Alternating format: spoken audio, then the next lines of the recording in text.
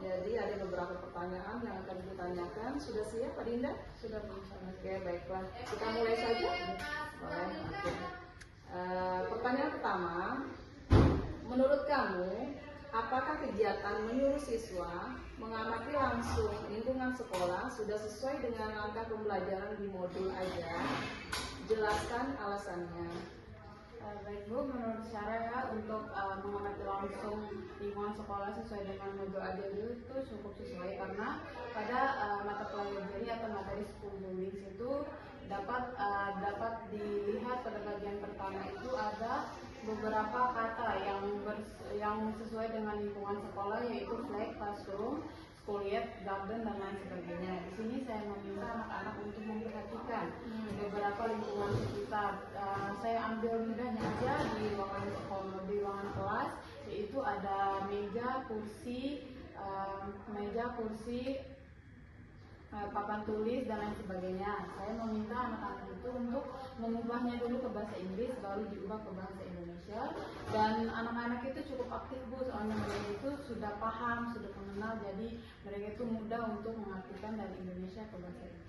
Ya, karena sudah familiar ya dengan barang-barang atau benda-benda tersebut atau ruangan tersebut ya.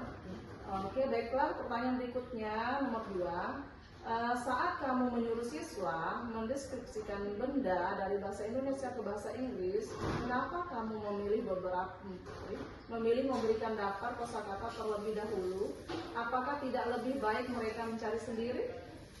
Oke Bu, sebelumnya saya di sini memberikan beberapa contoh kosakata seperti yang terdapat dalam LKS juga. Di sini itu diberikan 5 atau enggak 6 kosakata, yaitu bendera, kelas, dan lingkungan yang lain-lainnya. Di sini saya memberikan mereka itu gambaran supaya mereka itu tahu apa sih yang harus mereka ubah, apa sih yang harus mereka cari, supaya pembelajaran ini berjalan dengan baik dan mereka itu dapat mengerti apa yang ingin saya sampaikan dan apa yang ingin saya ajarkan. Oh ya, baiklah, cukup aktif ya.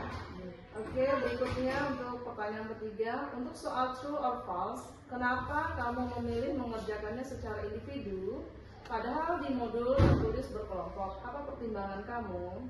Oke Bu, pertimbangan saya untuk meminta anak-anak itu mengerjakan secara individu bukan berkelompok karena ada beberapa siswa itu yang tidak ingin mengerjakan itu berkelompok. Ada yang ingin mengerjakan sendiri karena mereka itu merasa mampu, karena mereka itu sudah cukup paham apa yang saya jelaskan tentang menikah dengan galang.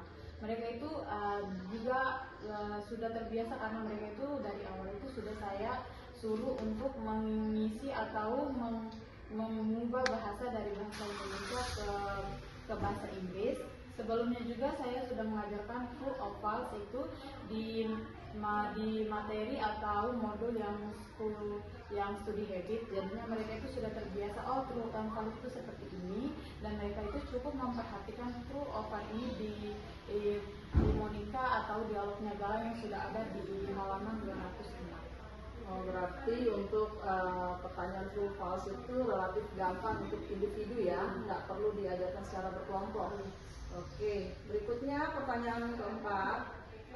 Kamu bilang siswa kesulitan membedakan kata benda dan kata sifat. Menurut kamu, apa penyebabnya dan apa yang akan kamu lakukan untuk mengatasinya? Ya Bu, mereka itu cukup sulit untuk mengetahui apa sih yang kata sifat, apa sih yang kata penyebab. Nah di sini tuh saya mengatasinya itu dengan memberikan mereka itu kayak gambaran Bu.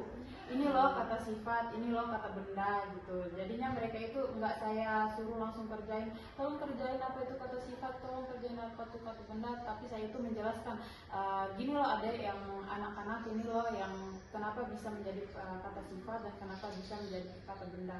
Sehingga mereka itu sudah ada gambaran Bu, mereka itu tidak langsung mengerjakan, tidak langsung nyemplung, tapi mereka itu sudah ada gambaran.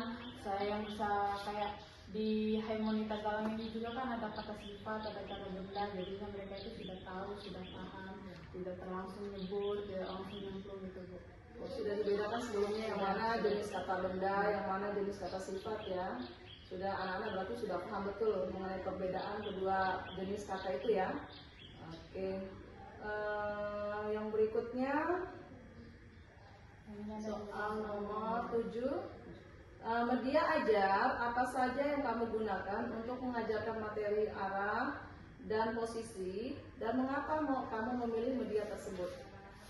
Ibu, dalam mengajarkan media ajar sama posisi itu, saya itu menggunakan media pengajaran itu menggunakan poster kemarin, Bu. Oh iya. Ya, menggunakan poster di mana anak-anak itu poster itu saya tempel di papan, terus anak-anak itu kayak mereka itu nyari kata per kata gitu. Misalnya beside, behind, kan sebelumnya itu mereka diajarkan pada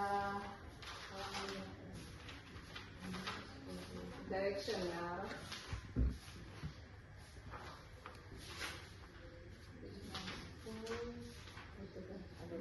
Kan mereka itu sebelumnya itu disuruh untuk mengamati halaman 211, di mana itu ada beberapa gambar anak panah yang itu kiri, kanan, dan lurus saja. Nah, sebelum saya masuk ke strategi untuk mengajarkan mereka di poster itu, saya sudah menjelaskan dulu bagaimana arah itu dan bagaimana posisi itu langsung di halaman 212.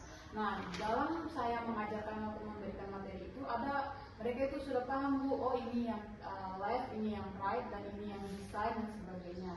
Nah, sebelum saya mengajarkan untuk minggu ke depannya tentang strategi yang saya lakukan atau media ajar yang saya lakukan, saya itu sudah mengasih tahu atau memberikan sedikit bocoran.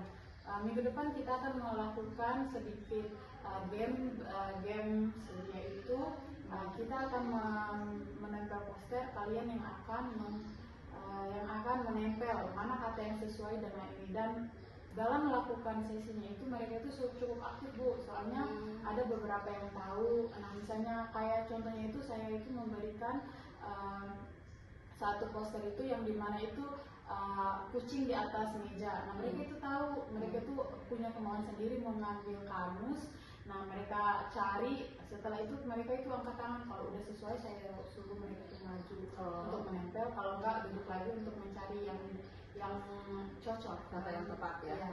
Jadi ini permainannya semacam secret word ya. Jadi dia mencari kata yang tersembunyi, tapi kata-katanya sudah disiapkan untuk ditempelkan di poster itu ya.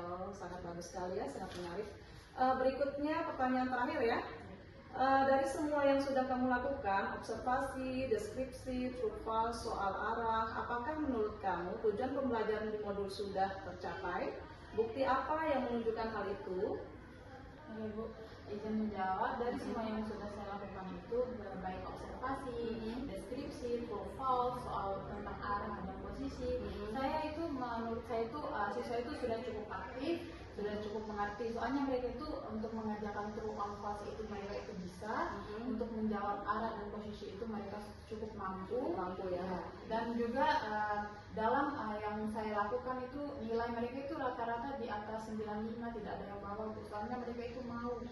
Yang maju juga itu cukup banyak untuk melakukan tes atau uji yang ditempel di papan itu. Jadinya mereka itu mau berkontribusi, soalnya kan game juga seru-seru, jadinya mereka itu mau. Oh iya, cukup menarik ya. Berarti pembelajarannya sangat sukses sekali ya, rata-rata ya, anak-anak sangat tertarik. Nah, dari hasil evaluasi, hasil anak-anak rata-rata tinggi ya. Alhamdulillah. Berarti Adinda sudah sukses mengajarkan materi selama ini ya. Oke, terima kasih atas wawancaranya ya. Oke.